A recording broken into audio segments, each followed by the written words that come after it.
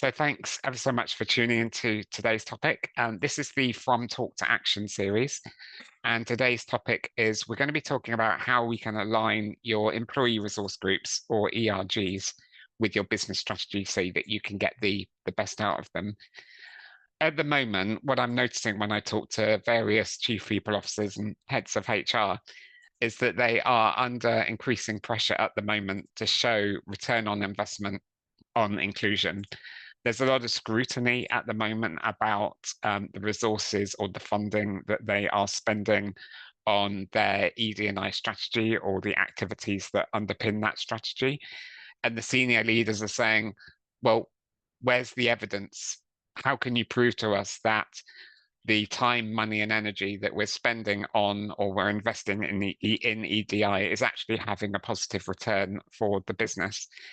And this is something that I think is particularly prevalent at the moment because a lot of senior leaders that I talk to say that we're operating in these VUCA times. If you've not heard of the term VUCA, it stands for volatile, uncertain, complex, and ambiguous. And it was actually a term that was coined by the military back in the 80s, actually, and it's been adopted by the business world. But VUCA is really about talking about um, things taking us off course, a lot of external pressures influencing our strategic directions, organizations being very complex in terms of implementing change, and a lack of clarity in direction of where we're going. So that's kind of just setting the scene in terms of what's happening at the moment. I think the answer, though, or one of the things that we need to consider is how are we actually leveraging our employee resource groups when good intentions go off track? Employee resource groups, to my mind, are actually sitting on a mountain of information and intelligence for you, working out of HR.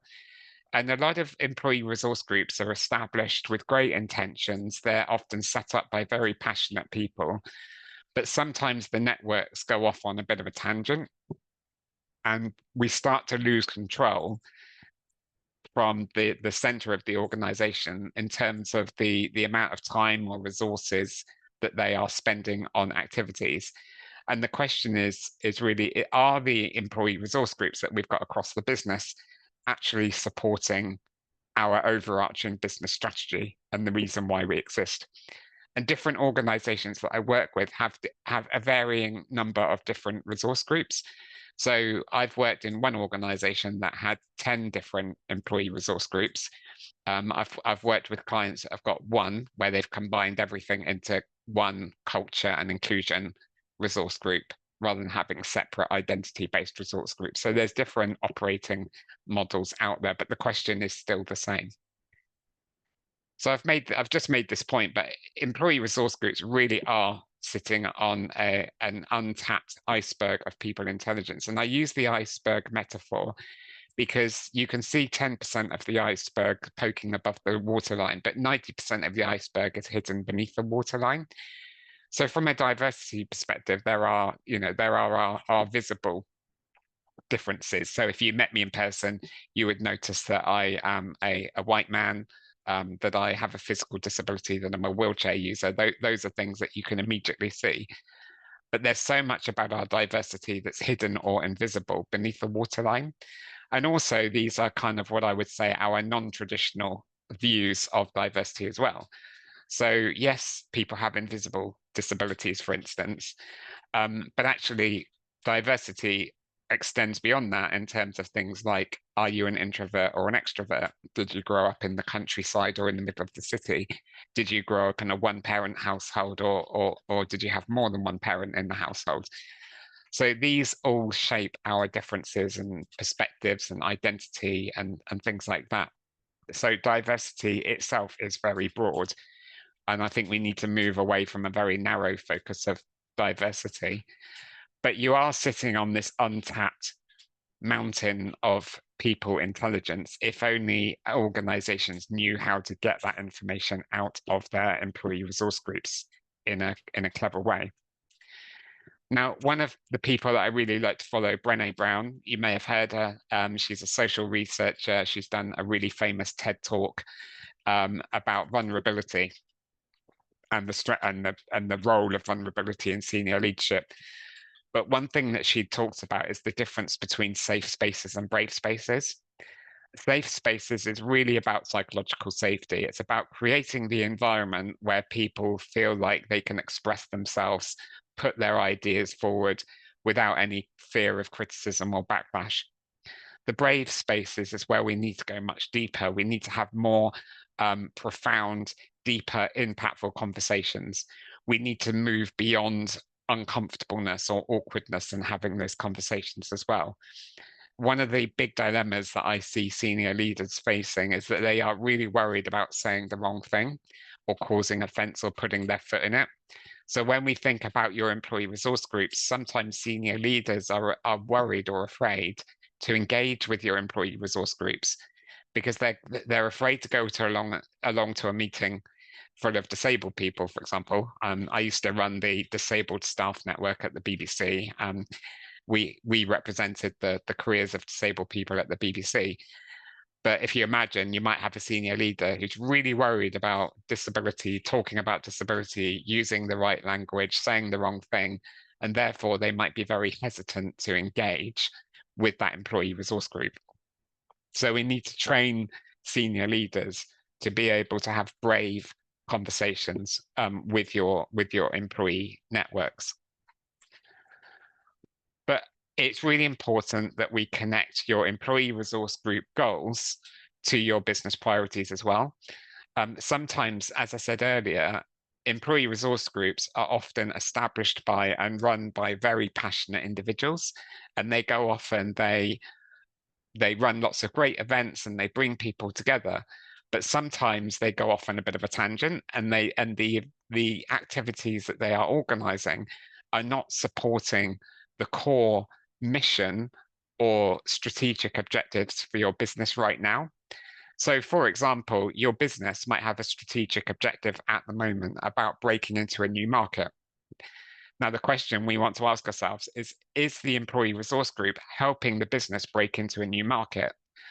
Are they able to connect with the voice of the customer to help the business understand the customer, different diverse perspectives of your diverse customer base in order to break into that market?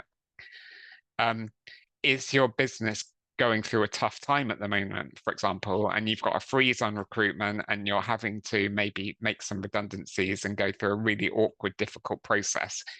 Again, are your employee resource groups acting as a voice for your employee to make sure that you do that in a fair and equitable way, and that certain members of your organization are not put at an unfair disadvantage because they have a particular characteristic or identity?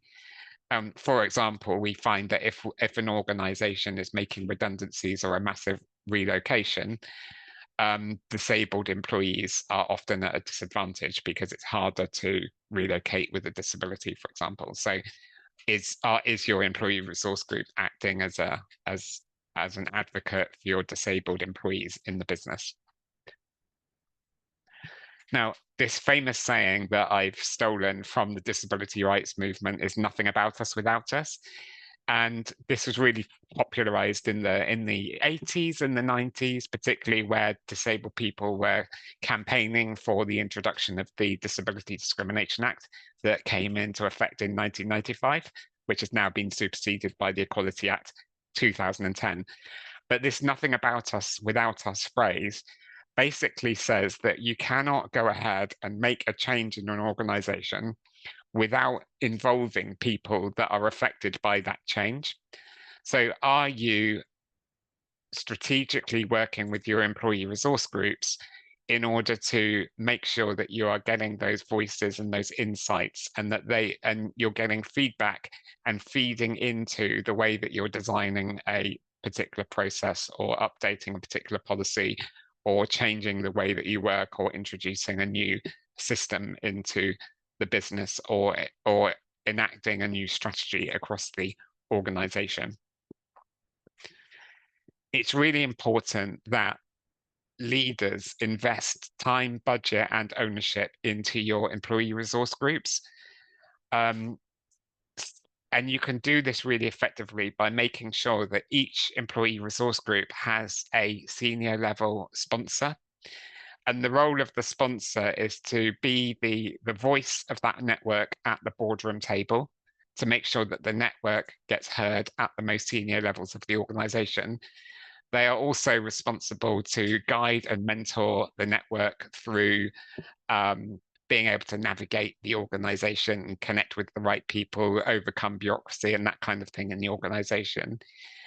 And they are also there to make sure that the network has got the support and the resources that it needs to be effective in its mission or what it's trying to achieve. So a really quick, easy thing that you can do if you've got employee resource groups in your organization is just to map them out and make sure that every network has got a sponsor. A question that I often get asked is, should the network be sponsored by somebody who's got the same characteristic as the network? So should the disabled staff network be sponsored by a disabled member of the board, for example? My argument is actually try and find sponsors that can actually grow from this opportunity as well. So if you've got a senior leader who hasn't spent a lot of time around disabled people or is maybe feeling a bit awkward around disability, they're actually a perfect candidate because they themselves will be on a great learning journey, as long as they go in with a growth mindset, of course, and they're open to learning. But they themselves will get a lot of value out of sponsoring the network because they will learn from the network members itself. So I just want to do a quick scorecard with you. I'm not going to ask you to share your results, but what I'd like you to do as I read through the questions of this scorecard is if the question is true for you, give yourself 1 point. If it's not true, give yourself a 0. And then we'll just top them up at the end. And if you get 6 out of 6, then brilliant. You're really leading the charge. If you get 3 out of 6, there's certainly room for improvement. Don't be disheartened by that. It's just a signal that actually there's a real opportunity for improvement here. So here are the questions. So 1, does a senior leader support each of your ERGs and take responsibility for how well they do? Do your ERG members get given the time, the budget to do the ERG activities, or are they expected to do them at the side of their desk in their own time and they don't get any sort of reward or recognition for the work that they're doing? Do we ask our ERGs to help test and shape new companies' policies, processes, systems before they're used? So you're getting that intel from your network members. Do we use ERG feedback to spot and fix problems that make people want to leave or stop doing their best work in the business? Do we have a plan to involve allies who support ERGs, even if they're not part of the group? Very often ERGs attract members who identify with that particular identity. So a disability network attracts people who are disabled or live with long-term health conditions. But are the networks also attracting non-disabled colleagues so that they can act as allies to those members and to the disabled people in the organization? And then do we have a written plan showing how your ERG work links to your company's main mission, goals, strategy, that kind of thing as discussed? So yeah, just give yourself, top them up, and hopefully it will help give some clarity in terms of things that you might want to do or the direction that you might want to go in. So thanks ever so much for listening to this presentation. And I'll stop the recording now and then we can have a group discussion.